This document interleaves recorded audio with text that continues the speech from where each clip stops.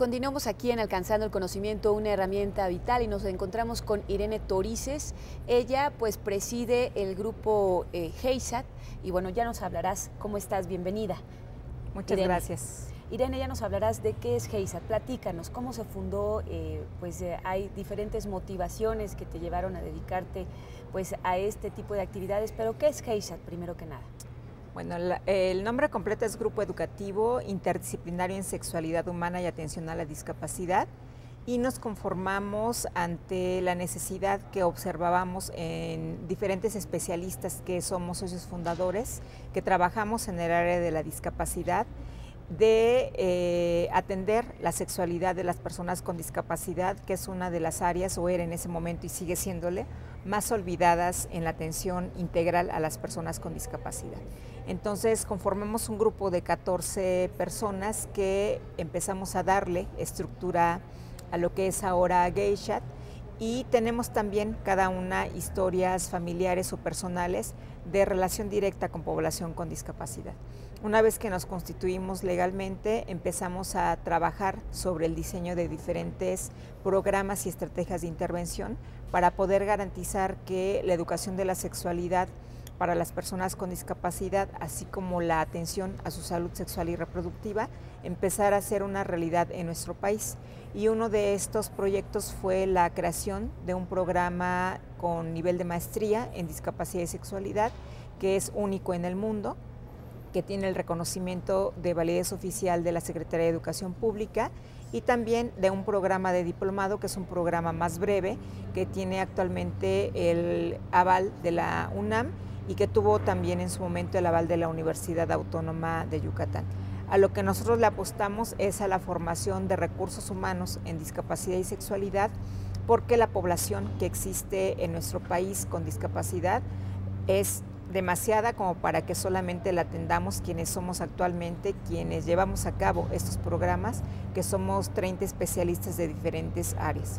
La población con discapacidad de nuestro país es aproximadamente de un poco menos de 11 millones de personas. Eso es lo que te iba a preguntar. En México, ¿la población con discapacidad está creciendo, se mantiene, es una minoría?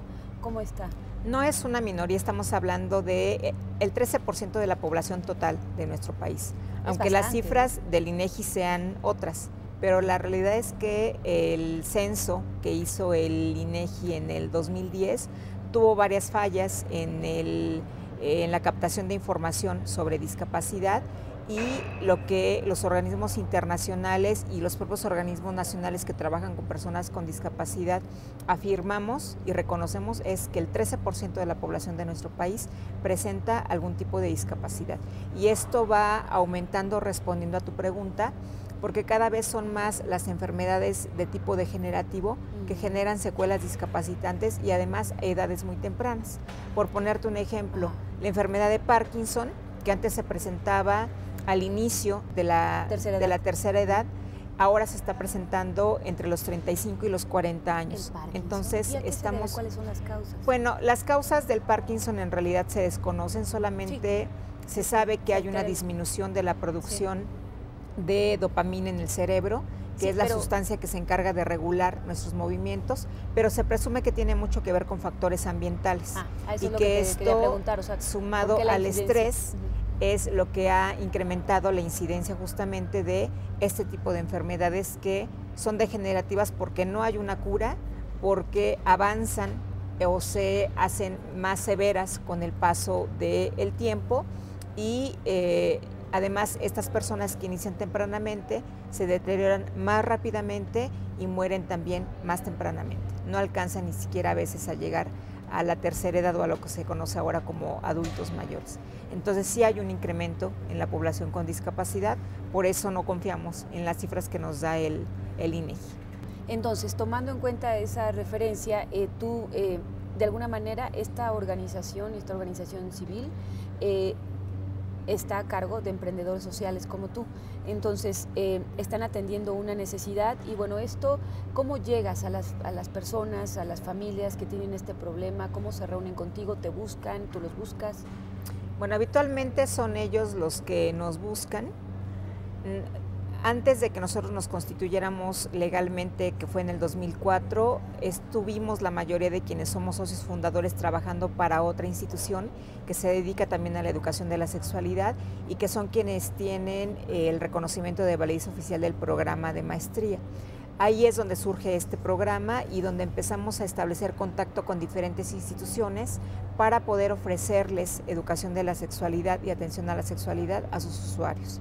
Entre estos están el Seguro Social, el DIF, el ISSSTE, los centros Teletón y diferentes organizaciones de la sociedad civil que también prestan servicios a personas con discapacidad y que han identificado la atención a la sexualidad como un área importante para poder hablar de que están brindando una atención integral.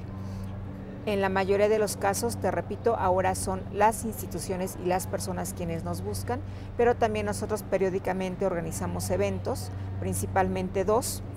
Uno que son las jornadas sobre discapacidad, en donde no solamente hablamos sobre sexualidad, sino también hablamos de otros temas de interés para madres y padres de familia y profesionistas que trabajan con población con discapacidad. Y el otro es un congreso anual que tiene, en este año celebramos su edición número 11, que es el Encuentro con tu Sexualidad, en donde se ofrecen talleres de sexualidad para diferentes poblaciones con discapacidad y también para madres y padres de familia y profesionistas que trabajan con estas diferentes poblaciones con discapacidad. Y como este encuentro, no hay ningún otro que se haya replicado en nuestro país, porque es un espacio justamente de encuentro en donde asisten personas con discapacidad intelectual a aprender sobre su sexualidad, con discapacidad motora, con ceguera, con sordera, con discapacidad múltiple, para poder entender no solamente qué es lo que les pasa si están en una etapa de transición, por decirlo de alguna manera, de la niñez a la pubertad o a la adolescencia, sino también siendo adultos, cómo pueden ellos constituir una relación de pareja haciéndose responsables de todo lo que implica formar una pareja. Ahora, no solamente, desde lo económico, sino también desde asumir un comportamiento sexual responsable. Ahora, Irene, ¿esto es posible, estas relaciones de pareja, el que asuman esta responsabilidad? O sea, porque por muchos años, por lo que sabemos y por lo que pues tú te constituiste y te dedicaste a esto, pues no había estos mecanismos, había muchos prejuicios, había muchos tabúes. Si de por sí los había para las personas normales, pues ahora imagínate con las personas con discapacidad que normalmente dependen de cuidadores y demás, ¿no? ¿Esto es posible?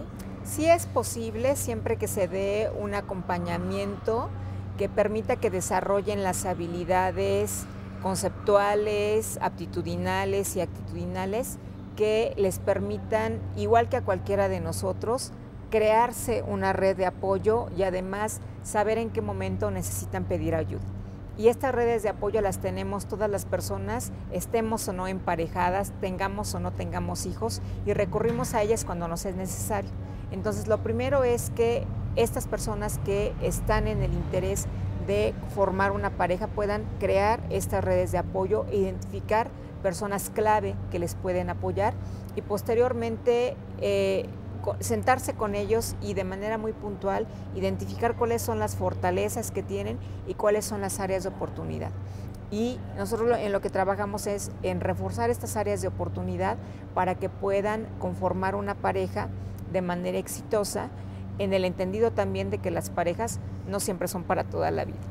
Y trabajamos a la par lo que tiene que ver con lo que te decía yo hace un rato, los comportamientos sexualmente responsables, para que si no están alguno de los dos en el interés en ese momento de procrear o de tener un hijo o una hija, tomen las medidas anticonceptivas necesarias para cuidarse, no solamente de un embarazo no planeado, sino también de alguna infección de transmisión sexual.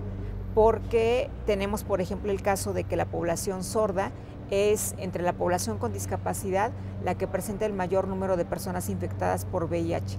Y eso tiene una relación directa con la falta de educación y de recursos especiales para trabajar con este grupo particular de población. Porque no existen señas en lengua de señas mexicana o símbolos, ideogramas que les permitan entender muchos de los conceptos que tienen que ver con sexualidad.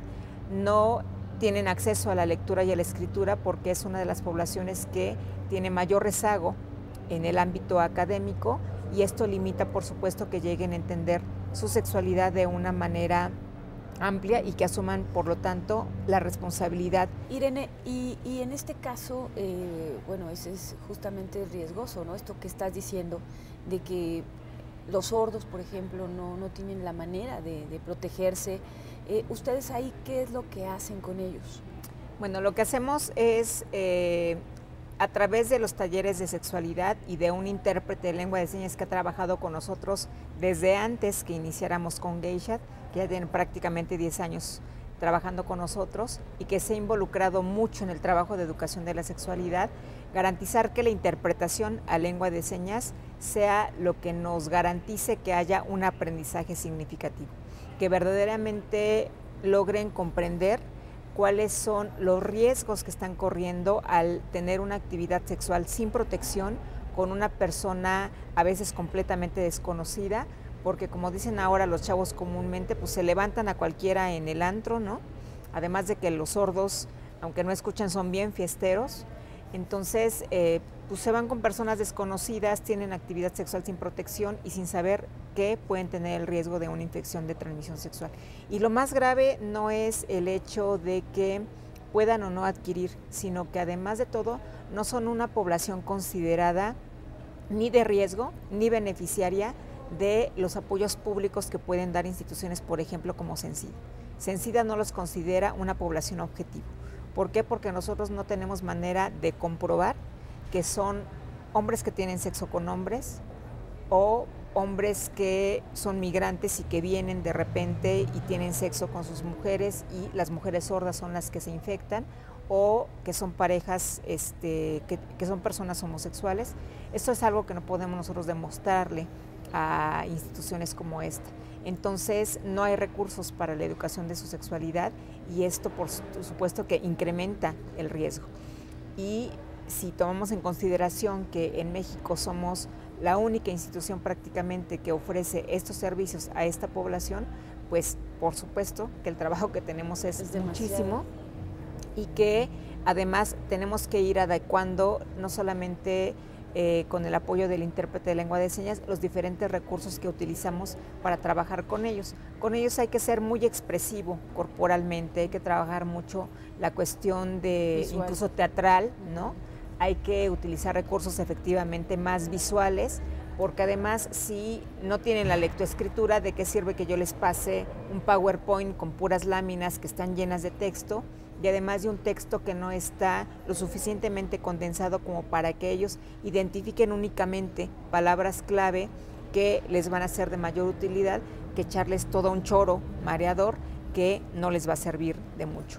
Entonces básicamente es lo que hacemos y lo que estamos ahorita tratando también es de que otros intérpretes de lengua de señas tomen esos talleres de sexualidad, porque además son personas que están trabajando de manera directa en escuelas como docentes de apoyo a las docentes que no dominan la lengua de señas en escuelas regulares y de educación especial, y que sean ellas quienes vayan de alguna manera introduciendo el tema de sexualidad y acompañando a las docentes, sobre todo de quinto y sexto de primaria, para poder transmitir la información en una lengua que sea comprensible para la población sorda. Ahora, pues esta es una labor social titánica realmente, porque si ni el mismo gobierno tiene los instrumentos para capacitar a estas personas con discapacidad en esta parte de la sexualidad, ¿no? Si pocos también tienen para las escuelas, ¿no? Porque hay pocas escuelas para educación de discapacidad, tengo entendido, ¿no? No, más bien hay muchas escuelas, pero hay poco interés en incluir el tema. Incluso, a ver, te lo voy a poner así, si las escuelas regulares en muchas ocasiones, cuando llegan al tema de sexualidad en quinto y sexto de primaria, las docentes o los docentes deciden saltarse el tema porque no se sienten cómodos, porque no saben, no tienen el conocimiento suficiente, porque hay cierto prejuicio a abordar el tema, porque piensan que abordar el tema va a incitar a las chicas y a los chicos a iniciar más tempranamente su vida sexual, mucho menos se aborda en los centros de atención múltiple, aunque los libros de texto sean los mismos y aunque sea parte de los compromisos de la Ley General de Educación, porque la Ley General de Educación en la reforma que tuvo en el 2011 incluye en su artículo 7º la obligatoriedad de la Secretaría de Educación Pública para ofrecer educación de la sexualidad a todos los niveles y una educación de la sexualidad que sea, por supuesto, preventiva de los embarazos adolescentes, preventiva de las infecciones de transmisión sexual y que ayude a cuidar la salud integral de las personas con discapacidad. Entonces el problema se vuelve mayúsculo porque no solamente no hay docentes capacitados, sino además hay docentes que no quieren abordar el tema. Bueno, esa es una parte. Y la otra es los recursos, ¿no? También los recursos para toda esta capacitación. ¿Ustedes de qué viven? Bueno, tenemos dos vías de financiamiento. Una son las que promueve el gobierno federal y los gobiernos estatales a través de diferentes instituciones como pudieran ser el INDESOL, el INMujeres, el INJUVE y otras más. Y la otra es a través de la venta de servicios justamente a estas instituciones que atienden a población con discapacidad. Este año nosotros hemos decidido, no solamente por el proyecto que tenemos con Ashoka, sino porque cada vez es mayor la demanda de parte de estas instituciones financiadoras en cuanto a la entrega de materiales probatorios y nos lleva muchísimo más tiempo recuperar todos estos materiales probatorios que el que invertimos en el proyecto. Y nuestro interés primordial es atender a la gente, no sentarnos detrás de un escritorio o de una computadora a elaborar informes que sabemos que en muchas ocasiones nadie va a leer y que se van a quedar nada más para sustentar que se nos dio un recurso que no es suficiente nunca para poder garantizar la atención integral a las personas a las que nosotros dirigimos nuestros objetivos y que además es por un tiempo muy breve. En ocasiones son 6 meses los que tenemos la oportunidad de trabajar un proyecto, en otras, cuando corremos con suerte, 1 año, pero la realidad es que si bien nos han permitido beneficiar a un número muy importante de personas, también es una realidad que la mayor inversión la hemos puesto nosotros como asociación. En muchas ocasiones, a costa de sacrificar sueldos u honorarios de las personas que colaboran en el proyecto, a costa de incluso hacer ventas de garage para sacar recursos para poder financiar o cofinanciar estos apoyos. Y bueno, pues la otra entrada, como te decía, es la venta de servicios a instituciones, que es a lo que le estamos apostando a través del trabajo que iniciamos con Ashoka a partir de octubre del año pasado. Pues Irene, ¿algo más que nos tengas que decir? No, pues simplemente que se sumen a la causa y que si tienen alguna persona con discapacidad en casa, les invitamos a acompañarnos este próximo 27 de abril en las primeras jornadas sobre discapacidad que van a ser sobre sexualidad justamente. Y en junio en el Hospital Juárez de México, en el área de enseñanza. Y si quieren saber, ¿nos dices tu página? Claro que sí. Saber más. La página es www.heishat.org.mx y el número telefónico de la oficina es 11 14 05 40. Pues Irene, muchas gracias. No hay de qué. Gracias a ustedes por estar aquí en Alcanzando el Conocimiento.